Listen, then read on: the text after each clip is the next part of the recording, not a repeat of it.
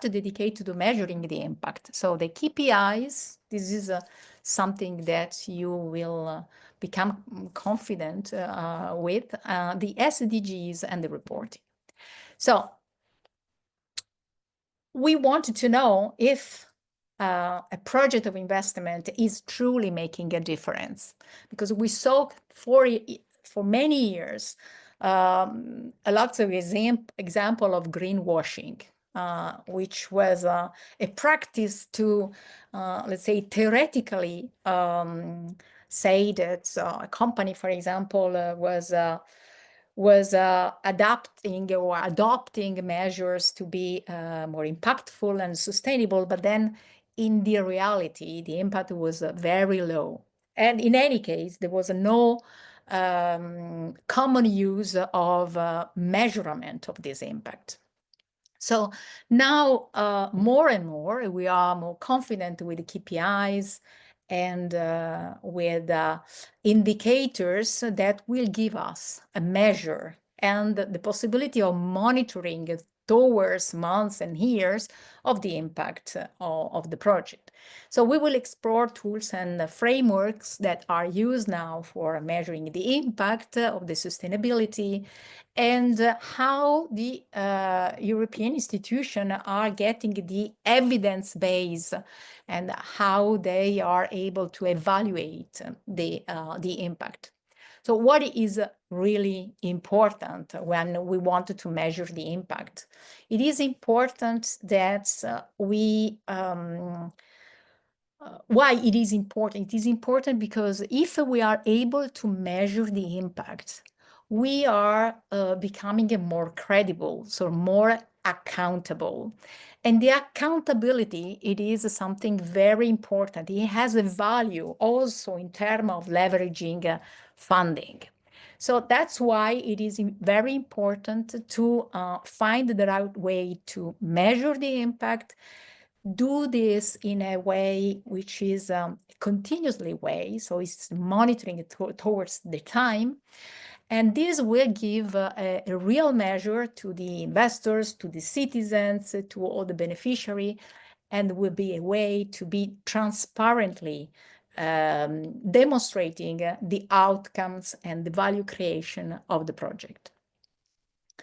So another aspect which is beneficial is with measure, we cannot do greenwashing. And so this practice will be abandoned because more and more people will be accountable by measuring their impact. So there will be more difficult to use this very bad practice of the greenwashing. Then the transparency is coupled with the trust. So when we are demonstrating the measurable outcomes, we are able to collect the stakeholder trust. So the stakeholder trust could be also the investors, but also the beneficiary of our project. So this can guide also a more responsible investment decision from the private and the small investors to the big funds or the big investors. Then another important aspect is the reputation, which is more and more important. So if we are measuring the impact, we are aligning the organization to the sustainability regulation, we are enhancing the reputation of the company, of the state, whatever is the actor. And the reputation is strictly linked with legal risk. Because a company that is going towards very big legal issues in the market is shooting very, very fast. So the importance of the reputation and the aspect of the legal risk are very, very important. So who can benefit from measuring the impact? Everyone. So the investor, because they will have a clear insight of the risks and their return, and also the value for the impact that they are indirectly helping in investing in those projects, the companies and the institution, because they will have stakeholders that are trusting their behavior, and they are growing in the market reputation. And of course, the society that can, through the transparency of the mechanism, they will know exactly how are used the resources, the public resources that are having an impact on sustainability. So before looking at how to measure, of course, the measures are important if we have objectives. And we are always, when we are talking on sustainability, we are always referring to a decision that has been taken in 2015, and it was under the proposition of United Nations. So that time, we defined the so-called SDGs, so the Sustainable Development Goal. And this identification of these goals is providing a blueprint for addressing global challenges. So we decided that the most important challenges that we have to face altogether are these 17 Sustainable Development Goals. And these are these became the reference, so the blueprint for the sustainability. So, for example, if we have to present a project in no matter which area, then we will see these 17 SDGs are spanning in different direction. But in any case, we are referring to the SDGs just to demonstrate how we are contributing to the objectives of each one of the SDGs, or maybe part of them, because they are in different sectors, of course. So we have these SDGs that are for us a reference point, and we know that by 2030, at least when we decide in 2015 about the SDGs, we should have reached these objectives for the SDGs. We are still very far away, but this is an important reference. So of course, the role of the finance is crucial, because they calculated that to reach the SDGs, we need to spend for all the years throughout the 2030, 2.5 trillion annually. Okay, so that could not be just the public funding, but we need the private market. We need other kind of financial resources and actors that are sustaining the same objectives. Of course, the green bond, blended finance, all that we saw are part of the tools that are sustaining the SDGs. But let's look at the SDGs, what they are. Did you know that the UN Sustainable Development Goals are a universal call to action that unites 193 countries around the world? If these global goals are fulfilled by 2030, life on Earth will be better for everyone. So, what are these goals? Eliminate poverty in all its forms. No hunger. Everyone should have safe, nutritious, and sufficient food. Everyone has equal access to healthcare, thus ensuring our well-being and a healthy life. Equal access to a quality education. Ensure gender equality where women and girls have the same opportunities as men and boys. By achieving these goals, each member of our society will be equal, safe, and happy. UN global goals also include access to safe drinking water and sanitation, access to clean energy that is safe for people and the environment, sustainable and stable economic growth. Everyone has a decent job, strong infrastructure, and the support of innovations. Lower inequality within and among countries. Cities and settlements be developed without damaging the environment and people. Achieving these goals will result in the well-being of people and our planet. We can further take care of our environment with the following goals: sustainable and safe production and consumption of products. Take urgent measures to reduce climate change and its impact. Ensure the sustainable use and protection of ocean and sea resources. Restore and protect Earth's ecosystems. By achieving these goals, we will form a society where strong institutions ensure peace and justice. It is important for everyone to be involved and to build partnerships for achieving sustainable development goals. You are part of this process. Demand the implementation of these goals. Take the lead and share information with your friends.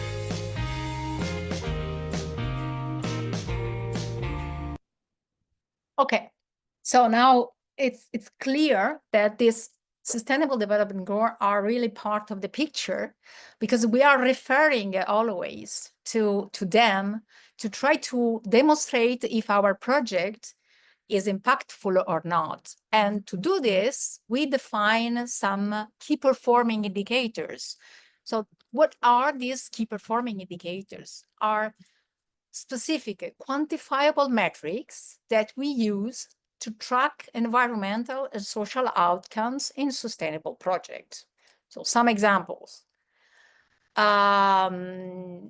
For the environment, it could be the CO2 emission avoided. It could be the less energy consumption we have with the new system and with the new product.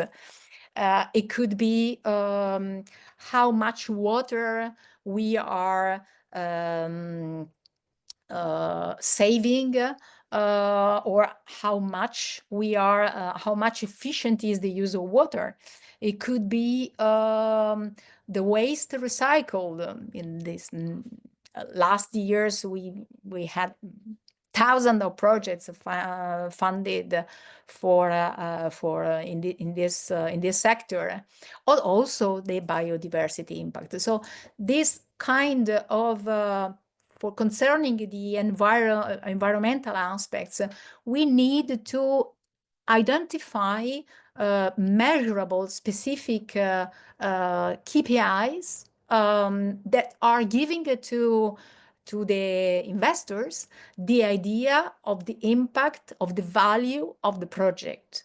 So for each one of the projects, we need to do this kind of effort. And also when we promise some kind of results in a project, then we have to be committed on them. So we need to stick to what was the promise. Another example, for example, for social, it could be the number of jobs created. Of course, it depends of the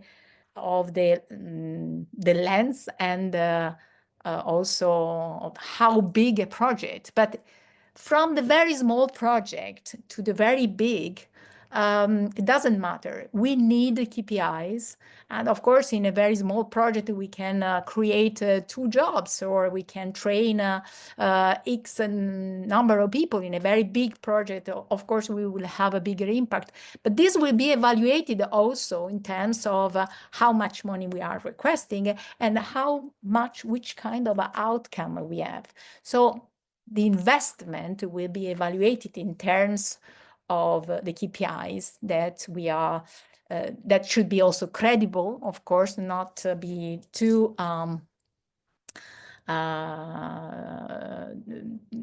not achievable, let's say, for the resources that we are asking. So the number of jobs created, or in the case of the gender SDGs, would be, for example, the women empowered in leadership, or the employee diversity, or the community engagement, or the workplace safety. So this kind of KPIs might be relevant for the social project. And we have a very big variety. Sometimes the creativity in terms of KPIs is also also interesting. And of course, when we are defining a KPI, we are also defining to which specific sustainable development goals is related to. Okay. Beside the metrics or the KPIs, what we have to ensure is that these KPIs are SMART. SMART stands for specific, measurable, achievable, relevant, and time-bound. So for each KPIs, we need to specify the specificity. So it has to be exactly and specific to the objective that we want to measure. Measurable, it means that could be a percentage, a difference in percentage, for example, could be a number.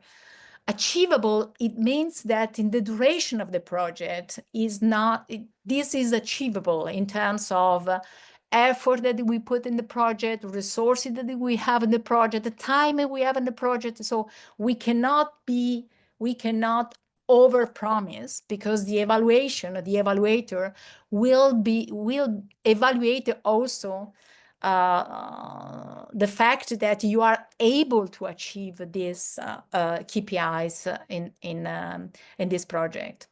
Relevant, of course, we need the KPIs that are relevant to the point, and time-bound is another measure that is part of the SMART targets and are considering during the evaluation of a project, for example. So these are concepts to which we need to be, to work with in a project. But these are the kind of information which are relevant and are concrete and will justify our request of funding, for example, our project, especially if we are asking for public funding. So some example we already see, so reduce the CO2 emission by 20%. But reducing the CO2 emission is still very relevant, because we have to cope with what we promised in the Paris Agreement, which is very challenging. And in any case, it could be also a percentage, not only a number, a precise number, let's say. I think we have here some example of platform that are actually used for reporting the impacts. Some of them are more global. So the GRI is a Global Reporting Initiative, is the way how to report on impact from the companies, in practice for the big groups for the moment, also from the bank, for example. There is another platform that is Iris Plus, which provides standardized impact metrics designed for investors. So you have a more transparency, more clear vision, and the possibility to compare the data and to see the outcomes for the environment or the social sector. Then we have the ones that is promoted by European Union, which is linked to a new directive, quite new directive, which is the CRD, the Corporate Sustainability Reporting Directive. And in this directive, the European Union started to force, in this moment, the very big group and big industries, to force this kind of actors on making the ESG reporting mandatory. Okay, so actually, it is mandatory for those companies to report on ESG. And this will allow the transparency for investors and for regulators, and also for the public, because if they are asking for public money, they have the possibility to verify. And then I would say that this kind of platform now are quite common, and each one has more or less their characteristics. Of course, now with the technology and the access to data, this would only improve. So in this case, AI and data sciences will help a lot on this task of monitoring and reporting. Just for your knowledge, now the larger companies are have to be compliant with the CSRD directive, and this started last year. But in 2026, other larger companies, so not as large as the first ones, but the ones that have over 250 employees, 50 million of turnover, and 25 million of assets. So they need to start the reporting by this year. In 2027, also a list of small and medium enterprise need to start reporting. And in 2029, also the non-European companies need to report to Europe, especially if they are operating in our market. So why this is important? Because, of course, companies need to be prepared. So they need to have a strategy to be able to report and to measure the impact. And also sometimes they need a strategy to become more sustainable, which again is something that can be linked to the production lines, to the policy of the companies, to the kind of investment, and lots of different aspects. And for these, they need people able to transform each company in this direction, and then to be able to report, and when they are reported, to be able to show their impact. So this is a very big transformation in action. So of course, in each project, we need to measure the impact. So for the project is already an obligation to measure the impact. If we have a project in the social sector, or a project that we wanted to present in the Erasmus project, for example, again, we have to show which kind of impact, in which kind of direction, and how we are contributing to some of the objectives, the sustainability objectives, that could be the Sustainable Development Goal in general, could be linked to some of the policies of the European Union. So we need to show and to measure the impact that this project will create, the value that will create. And now I want also to say that, of course, these KPIs are multiplying, and when we have lots of data, we have also the possibility to visualize the data. So we have lots of example of visualization of this kind of data, and we have lots of example also of dashboards, which are a digital way to see how we are progressing towards some of the policies, or some of the achievements, or some of the objectives that we have. So I want just to show you, if it's possible, the SDG tracker, which is in this platform. I hope that this will work. Okay, do you see the image of the word? There is the link of the dashboard on the chat, if you want. Okay. And yes, we can see.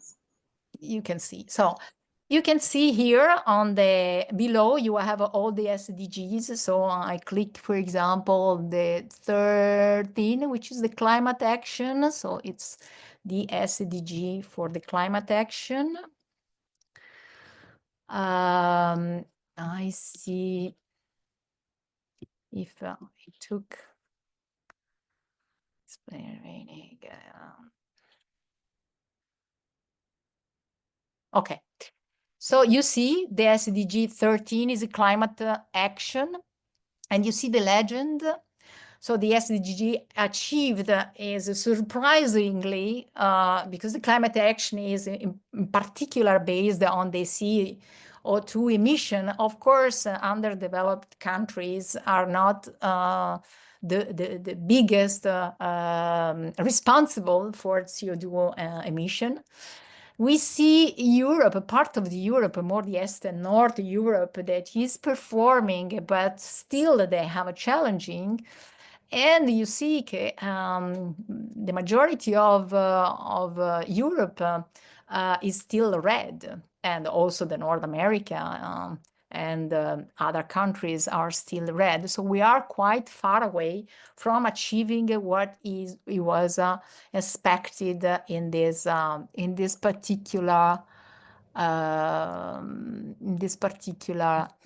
SDG. So we see on the 7th, which is affordable and clean energy. So you see here we have a little bit more of green, in particular in the north of Europe, where they have a very strong policies in terms of clean energy than we have. And still, for example, Italy and other countries are still orange. But I would say that the majority is quite yellow, so challenges remain, but there is a progress. So this kind of dashboard based on the data of the project, et cetera, is giving to you the idea of the progress of let's say the objectives and how we are in terms of each one of the sustainable development goal. So if you want to explore more, of course, you can see the kind of indicators that are used. It's a little bit farther. So for example,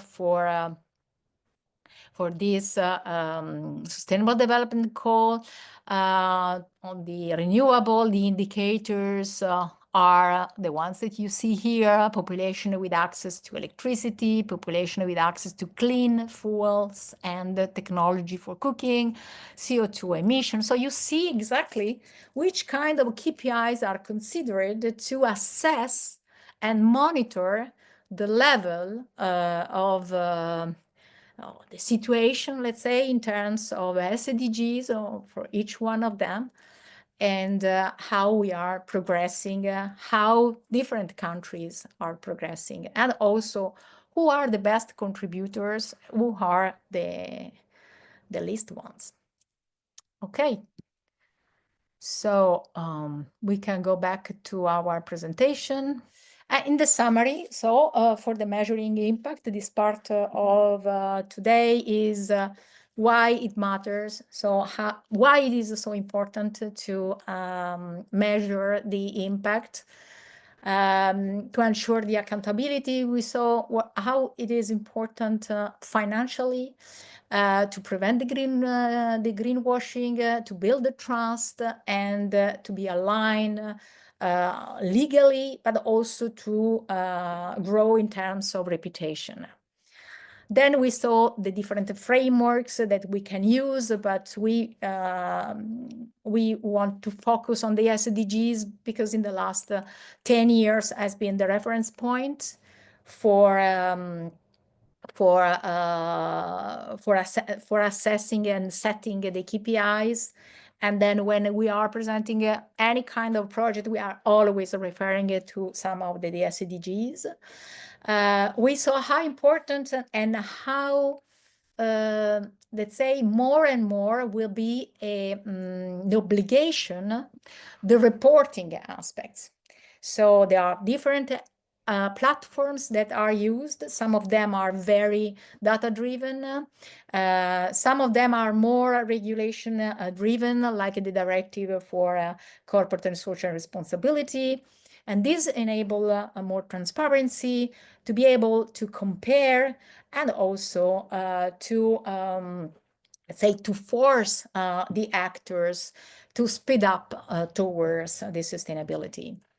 We saw some tools, the dashboard that you can play with. There are many of them that are available, interactive, and give you the possibility to see it, to track the results.